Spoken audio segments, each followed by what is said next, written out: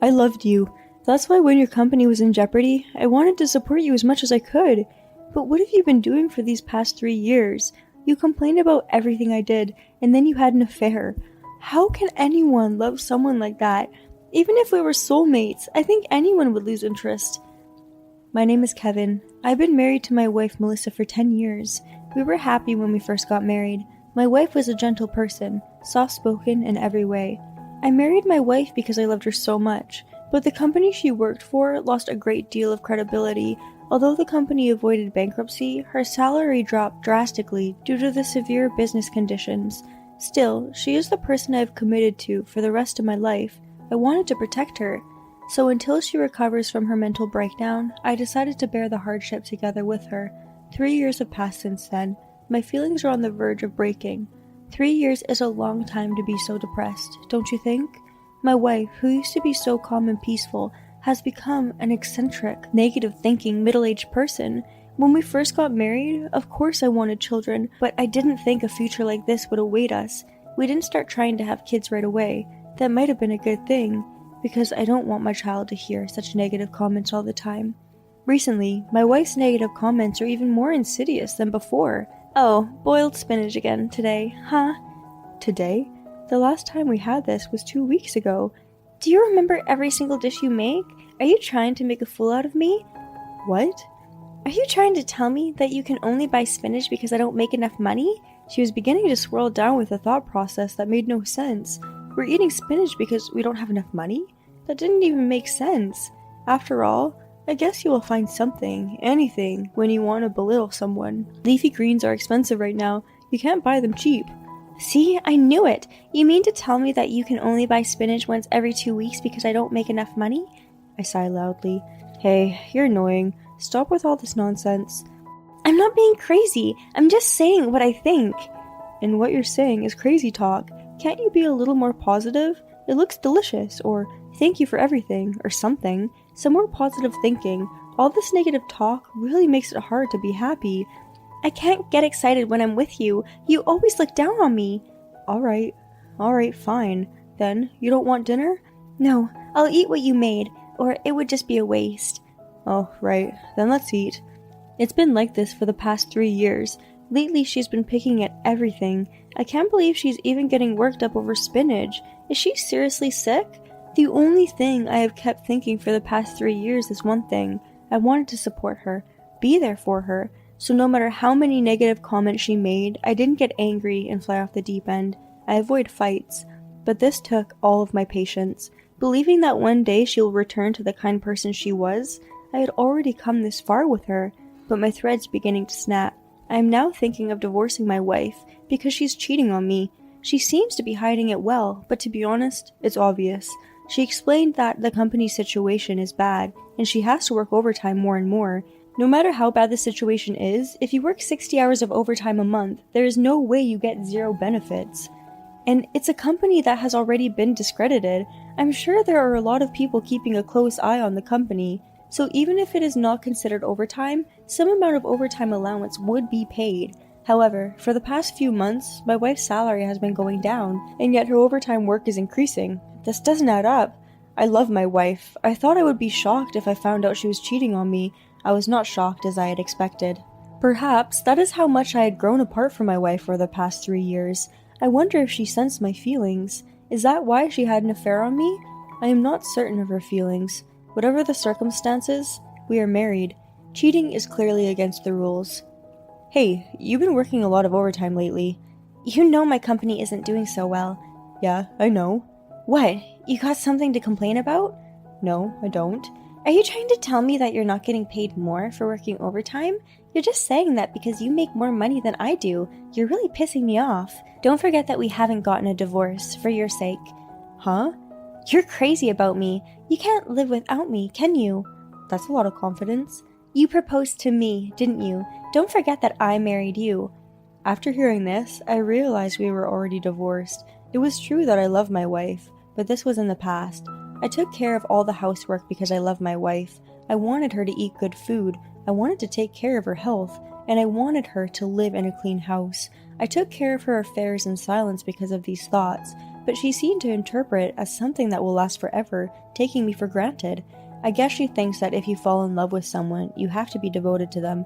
I already had the investigative report from the detective agency. She was caught red-handed. If I confront her with this, she won't be able to get away with it.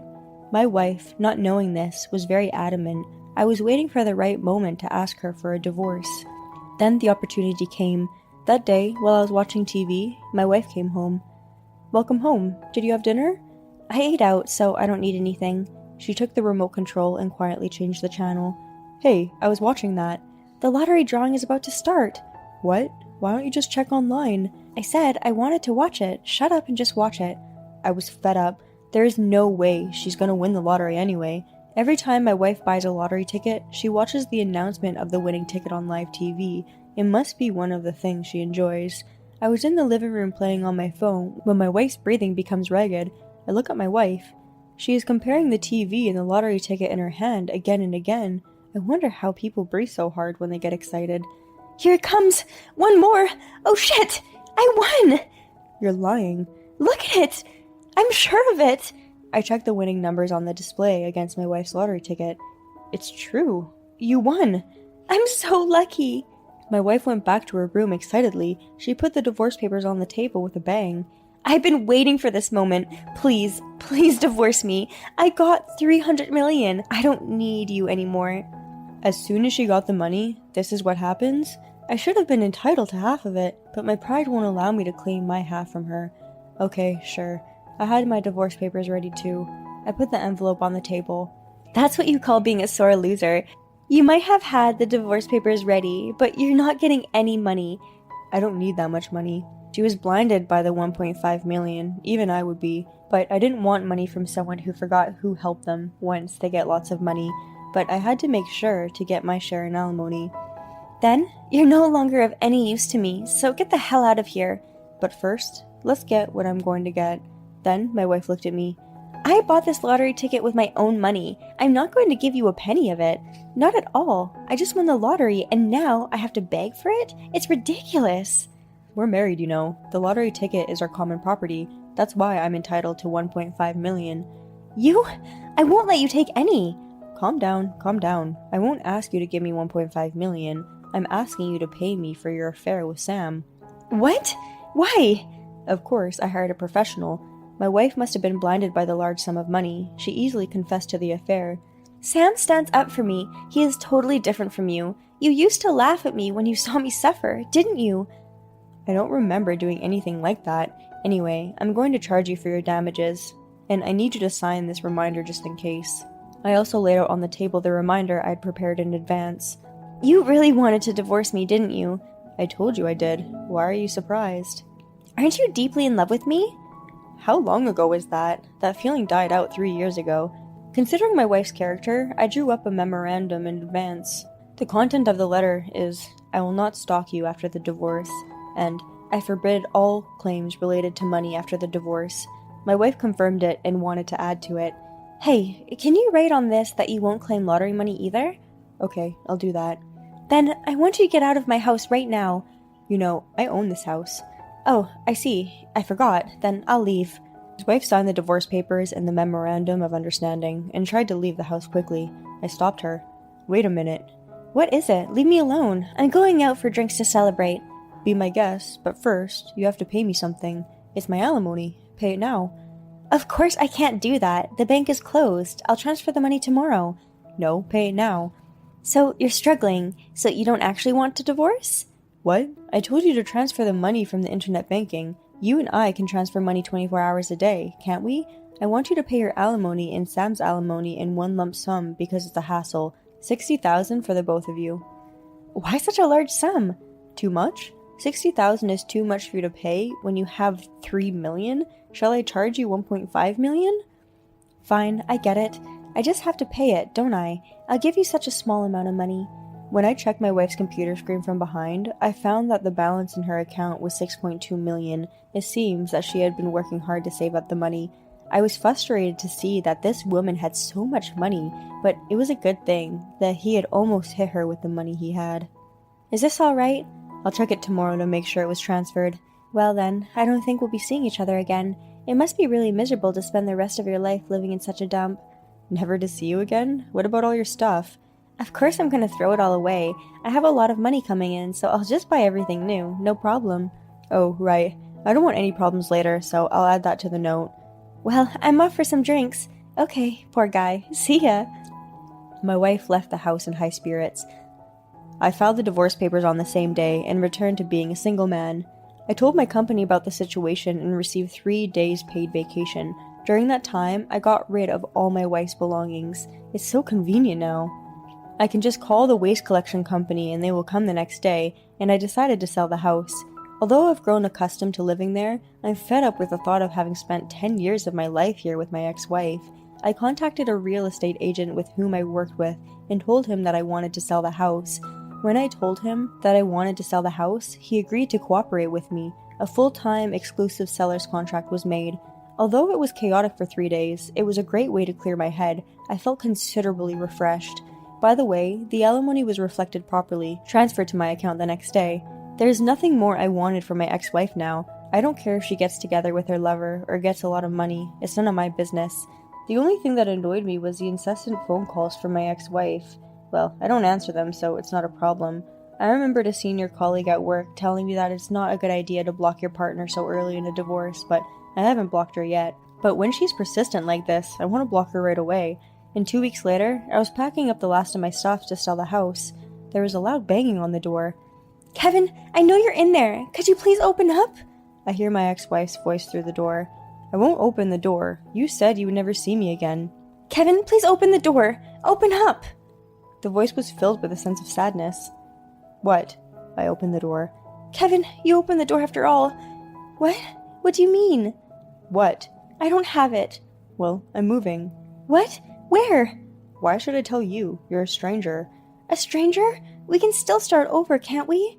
What? Don't make me sick. My ex-wife was very mysterious. I lost it. What? I can't hear you because your voice is so quiet. I lost that lottery ticket, my ex-wife cries. Huh? You can laugh.